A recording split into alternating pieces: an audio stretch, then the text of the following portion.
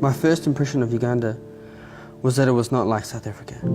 Very underdeveloped, a lot of dirt roads, and there seems to be no road rules. People are very friendly, especially around our 9 to 10 month old baby. Food is much cheaper as a whole, and so is travelling from place to place. One thing that immediately stood out to me, being in a country with a large Muslim population, is that they pray at certain times of the day, every day. And they pray very loud. I assume they use a speaker because you can hear them from far away. I'm reminded of the words of Jesus when he says, "When you pray, do not pray like the hypocrites, for they love to pray standing in the synagogues and on the street corners to be seen by others. Truly, I tell you, they have their reward in full. But when you pray, go into your room, close the door, and pray to your Father who is unseen. Then your Father, who sees what is done in secret, will reward you." It was a challenge to step out in faith at first over here, as there were many cultural things I was adjusting to. But on the streets I have started stepping out, and I do feel a really strong boldness when I do.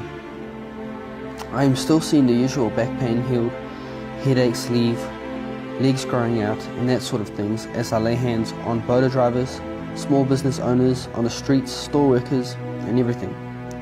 After travelling to the slums, going through Kampala City, and going around the different places in Uganda, I've started encountering sicknesses and illnesses I've never seen before.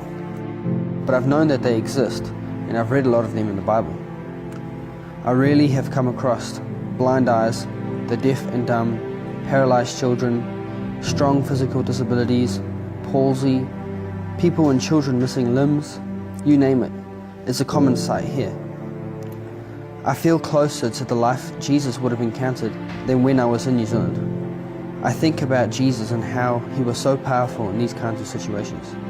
I think about the reality of who I am in Christ and the power of Christ in me, and I am challenged.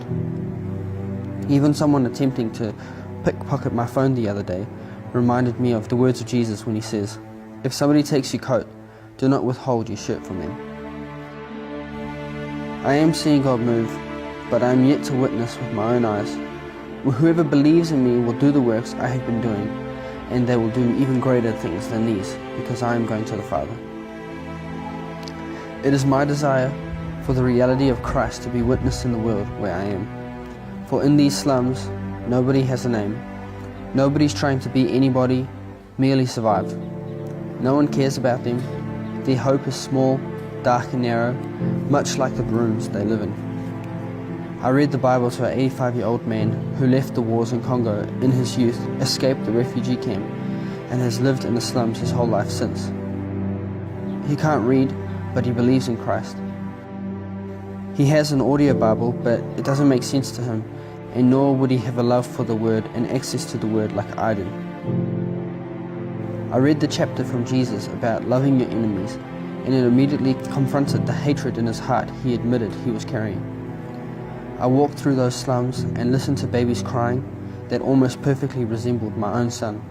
Watched kids play in dirty mud right next to mounds of piled up rubbish, and encountered situations similar to what you read in the Bible in the life of Jesus. And I am just personally challenged to have my encounters have the same results as him. Through Doors Ministries, I do have plenty of work cut out for me, and I'm open to what the Lord wants to do over the next couple months.